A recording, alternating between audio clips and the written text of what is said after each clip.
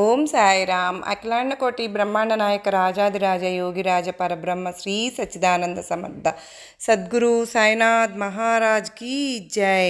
సాయి బిడ్డలందరికీ నా హృదయపూర్వకమైన నమస్కారములు. ఎలా ఉన్నారు ఫ్రెండ్స్? అందరూ బాగున్నారు కదూ? మన సాయినాథుని దయ వల్ల అందరూ బాగున్నారని, బాగుండాలని మనస్ఫూర్తిగా బాబావారిని వేడుకుంటూ ఆ సాయినాథుని కృపా కరుణ కటాక్షములు మనందరిపైన నిండుగా మెండుగా ఉండాలని మనస్ఫూర్తిగా కోరుకుంటూ ఈరోజు వీడియో స్టార్ట్ చేస్తూ ఉన్నాను. బాబావారు ఈరోజు సాయి స్ఫూర్తిలో ఏమి సందేశం ఇవ్వబోతూ ఉన్నారో తెలుసుకునే ముందు కొత్తగా కనుక మన ఛానల్ని ఎవరైనా చూస్తూ ఉన్నట్లయితే తప్పకుండా సబ్స్క్రైబ్ చేసుకోండి. అలాగే మీకు వీడియో నచ్చినట్లయితే చిన్న లైక్ ఇచ్చి సపోర్ట్ చేయండి.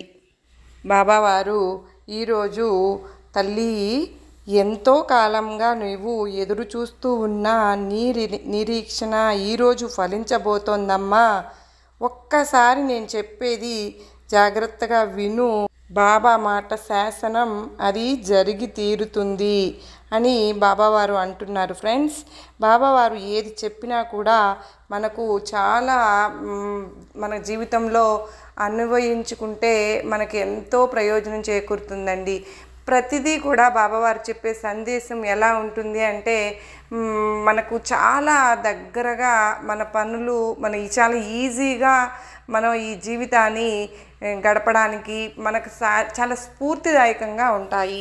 అయితే బాబావారు ఎందుకు అలా అంటూ ఉన్నారు, ఆ నిరీక్షణ ఏమిటో మనం తెలుసుకుందామా? మరి బిడ్డ, నువ్వు రోజు కూడా బాబా, నేను నిన్ను ఎంతో కాలంగా సేవించుకుంటూ ఉన్నాను, నీవే దిక్కని నమ్ముకుని నీ మీదే ఏ చిన్న కష్టం వచ్చినా కూడా నీతోనే చెప్పుకుంటూ ఉన్నాను.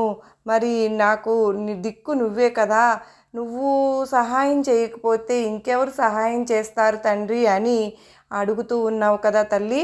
అందుకే ఈరోజు ఎంతో కాలంగా నువ్వు ఎదురు చూస్తున్న నీ నిరీక్షణ ఫలించబోతోంది తల్లి, జాగ్రత్తగా విను అని బాబావారు చెప్తున్నారు. ఫ్రెండ్స్, నా దిక్కే నీవని నా మనసులో నీకు తప్ప వేరే ఎవరికి స్థానం లేదని గొప్ప భక్తిని కలిగి ఉన్నావమ్మా.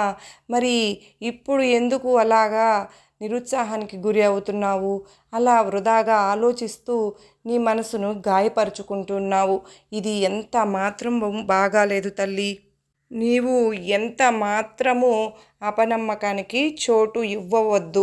నువ్వు అంతేకాకుండా నన్ను ప్రశ్నిస్తూ ఉన్నావు. నా మీద అంత నమ్మకం ఉన్నట్లయితే ఈ ప్రశ్నలు తలెత్తవు కదా. నీవు ఇంతకుముందు ఏ పని తలపెట్టినా కూడా అంతేకాకుండా నీకు కావలసిన దాన్ని మరీ ఇది కావాలి బాబా నాకు అని నీవు అడిగిన సందర్భంలో అది నీ కోరిక తీర్చకుండా ఎప్పుడైనా ఉందా? అటువంటి సందర్భం లేనప్పుడు నీవు ఇవాల్టి రోజున ఎందుకు నన్ను ఎదురు ప్రశ్న వేస్తూ ఉన్నావు? నీ జీవితంలో ఇంతకుముందు కష్టతరమైన రోజులు కానీ, లేదంటే నీ పక్కనే గనుక ఎవరైనా నీకు సమస్యలు సృష్టించినప్పుడు కానీ నేను నీకు తోడుగా ఉన్న సందర్భాలు ఎన్ని ఉన్నాయో ఒక్కసారి గుర్తు తెచ్చుకో. అప్పుడు నీ బాబా అంటే ఏమిటో నీకు అర్థమవుతుంది. రుణానుబంధం వల్లనే నీవు నా దగ్గరకు వచ్చావు. నేనే కాదు, ఎవరైనా సరే, ఎటువంటి పరిస్థితి అయినా సరే, నీవు ఎవరికి సహాయం చేసినా, ఎవరి ద్వారా నీవు సహాయం పొందినా కూడా అది రుణానుబంధం వల్లే. అది రక్త సంబంధీకులే కానక్కర్లేదు, మన బంధువులే అవసరం కాదు. నాకు నీకు ఎటువంటి రుణానుబంధం ఉండడం వల్లే మనిద్దరము ఇలా కలుసుకున్నాము. నీవు సాయి అన్న ఒక్క పిలుపు ఆర్తిగా పిలిచావు, అంత మాత్రమే చేతే నేను నీ దగ్గరకు వచ్చాను. ఆ క్షణం నుండి నిన్ను నీ ముందు, నీ వెనుక, నీ లోపల, నీ బయట నేను ముందు అన్నీ చూస్తూ ఉన్నాను. అన్ని మాత్రమే కాదు, నన్ను నమ్ముకున్న నా బిడ్డలను ఎవరైనా సరే పక్క అంతా ఉండి నేనే కాపాడుకుంటూ ఉన్నాను. నా బిడ్డల బాగోగులు అన్నీ కూడా నేను గమనిస్తూ మీ అందరి చుట్టూ తిరుగుతూ ఉంటాను. నీవు నీవుగా ఎన్ని అంటే నా జీవితం ఇలా ఉండాలి, నేను ఇలా చెయ్యాలి అని ఎన్నో ఆలోచిస్తూ ఉంటావు. దానివల్ల ఎటువంటి ప్రయోజనము లేదు. అది నువ్వుగా ఏ నిర్ణయము కూడా నీ మీద ఆధారపడి లేదు. నీవు తీసుకున్న ప్రణాళిక ప్రకారం వ్యర్థంగానే అవుతుంది. అయితే అది భగవంతుడి మీద ఆధారపడి ఉంటుంది. ఆ భగవంతునికి ఒక ప్రణాళిక ఉంటుంది. ఆ ప్రణాళిక ప్రకారం మాత్రమే జరుగుతుంది. అలాంటప్పుడు ఎప్పుడో జరగబోయే దాని గురించి ఎంతో ప్రయాసపడి ఎందుకు వ్యర్థంగా ఆలోచిస్తావు? ఒకటి గుర్తుంచుకోమ్మా, రేపేం జరుగుతుందో అని ఆలోచించకు. నిన్న జరిగిపోయిన దాని గురించి బాధపడవద్దు. ఈరోజు నీవు ఎంత ఆనందంగా ఉండాలో, ఈ ఆనందంగా ఉండడానికి నువ్వేమి చేయగలవో అది మాత్రమే ఆలోచించు. కాలం అనేది నిర్ణయిస్తుంది బిడ్డ. ఏది ఎప్పుడు నీ దగ్గరకు రావాలో, ఏది ఎప్పుడు ఇవ్వాలో ఆ భగవంతుడే నిర్ణయించి ఆ సమయానికి నీకు దక్కేలా చేస్తాడు. నీవు ఇప్పటి వరకు ఎవరినైతే కళ్ళు మూసుకుని నమ్ముతూ వచ్చావో వాళ్ళే నీకు గొప్ప గుణపాఠం నేర్పి నీ కనులు తెరిపించారు అని అనుకుంటూ ఉన్నాను. ఎవ్వరిని కూడా ఎప్పుడూ గుడ్డిగా నమ్మకు. అందరూ నిన్ను ఎగతాళి చేస్తూ ఉన్నారు అని బాధపడుతున్నావు కదూ తల్లి?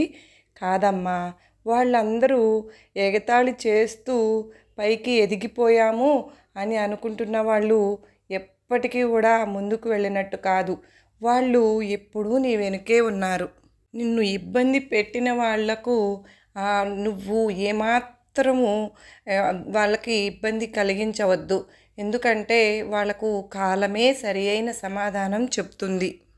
నేను ఎంతో శ్రమించాను, కానీ నాకు ఉన్నతమైన రోజు రావట్లేదు బాబా, నువ్వు నాకు అని నన్ను నిలదీయడం కాదమ్మా. అదృష్టం ఎప్పుడూ కూడా నీ చేతుల్లోనే ఉంది. నువ్వు తీసుకునే నిర్ణయాల మీద నీ అదృష్టం ఆధారపడి ఉంది బిడ్డా. నువ్వు తీసుకున్న నిర్ణయాల మీద నీ అదృష్టం ఆధారపడి ఉంది అనడానికి నీకు చిన్న కథ చెప్తాను, విను. ఒక ఊరిలో ఒక నిరుపేద కుటుంబం శ్రద్ధ, సబూరి, నమ్మకము ఇవన్నీ కలిగి ఉన్నారు. వాళ్ళు ఎంతో అదృష్టవంతులు. వాళ్లకు ఆస్తి అనేది లేకపోయినా సరే వాళ్ళు చాలా ఆనందంగా ఉన్నారు. అదే గొప్ప ఆస్తి. ఆస్తి అంటావా, జీవితంలో ఎప్పుడో ఒకసారి దాన్ని పొందగలుగుతాడు. కానీ అతి గొప్ప ఆస్తి భగవంతుని సన్నిధానాన్ని చేరుకుంటాడు. తనకు ఉన్న గుణాలు భగవంతుణ్ణి చేరుస్తాయి. అది ఎంత ఆస్తి ఉన్నా కూడా ఇంకొకరి విషయంలో అలా జరగదు. ఈ అన్ని లక్షణాలు ఉన్న వేరే ఇంకో కుటుంబంలో వాళ్ళకి ఆస్తి అన్నీ ఉన్నాయి, కానీ ఇటువంటి లక్షణాలు శ్రద్ధ, సబూరి, నమ్మకము అనే గుణాలు లేవు. వాళ్ళకి ఎంత ఆస్తి ఉన్నా ఏమి ఉపయోగం? భగవంతుని సన్నిధానం ఎప్పటికీ వారికి లభించలేదు. నిరుపేద కుటుంబం అయినా కూడా వీరికే భగవంతుని సన్నిధానం లభించింది. ఇవన్నీ సాయినాథుని బిడ్డవైనా నీకు తెలియవా చెప్పు? అయినా కూడా నన్ను ప్రశ్నిస్తూ ఉన్నావు.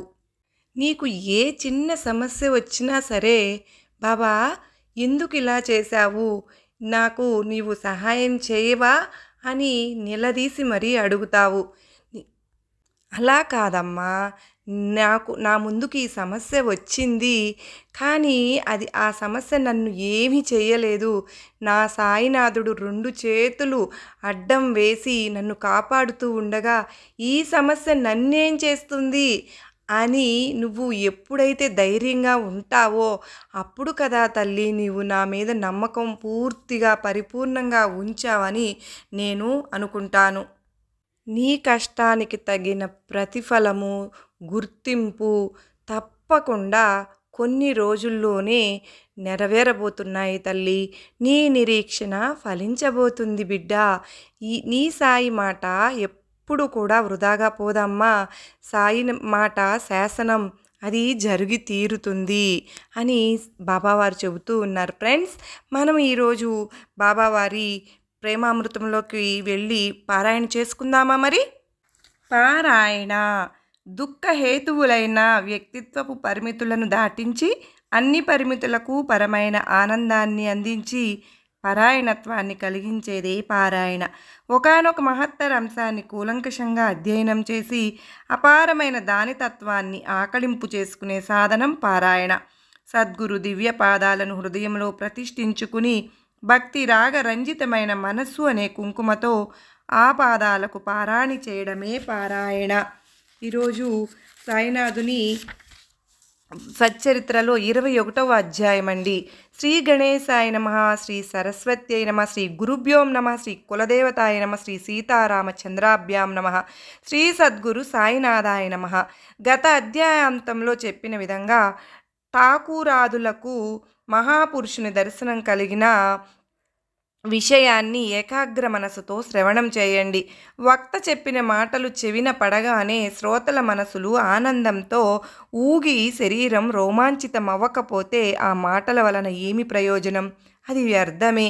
ఆ శ్రవణంతో శ్రోతలు కరిగిపోకపోతే, బాష్పాలతో వారి కంఠం గద్గదమై నయనాల నుండి ప్రేమ ఆనంద అశ్రువులు ప్రవహించకపోతే ఆ మాటలు వ్యర్థమే. బాబా యొక్క వాణి మనోహరం, వారి ఉపదేశ పద్ధతి అలౌకికం, వారి ప్రతి మాటలోనూ క్రొత్తదనం ఉంటుంది. నేను వారి చరణాలలో మస్తకాన్ని ఉంచుతున్నాను. భాగ్యం ఉదయించకపోతే సాధు సత్పురుషులతో కలయిక ఏర్పడదు. వారు ఎంతో సమీపంలో ఉన్న పాపులకు కనిపించరు. ఈ సిద్ధాంతాన్ని నిరూపించడానికి ఏ దేశ విదేశాలకో వెళ్ళవలసిన అవసరం లేదు. నేను నా అనుభవాన్ని శ్రోతలకు చెబుతాను. పీరు మౌలానా అన్న ప్రసిద్ధుడైన సిద్ధుడు బాంద్రా పట్టణంలో ఉండేవాడు. హిందువులు, పారసీకులు, ఇతర మతాల పండితులు కూడా అతని దర్శనానికి వచ్చేవారు. అతని వద్ద యూనుస్ అనే సేవకుడుండేవాడు. నేను ఆ పట్టణంలో న్యాయాధీశునిగా ఉండగా అతడు నన్ను పీరు మౌలానా దర్శనానికి రమ్మని ఎంతగానో బలవంత పెట్టేవాడు. అక్కడికి గుంపులు గుంపులుగా వేలాది జనం వస్తూ ఉంటారు. ఆ జనంలోకి వెళ్ళి మన గౌరవాన్ని ఎందుకు పోగొట్టుకోవాలి అన్న ఆలోచనలతో నేను దర్శనానికి ఎప్పుడూ వెళ్ళలేదు. మన నీడకే మనం భయపడినట్లుగా దురదృష్టం అడ్డుపడింది. అలా అనేక సంవత్సరాలు గడిచిపోయినవి. నాకు అక్కడి నుండి బదిలీ అయ్యింది.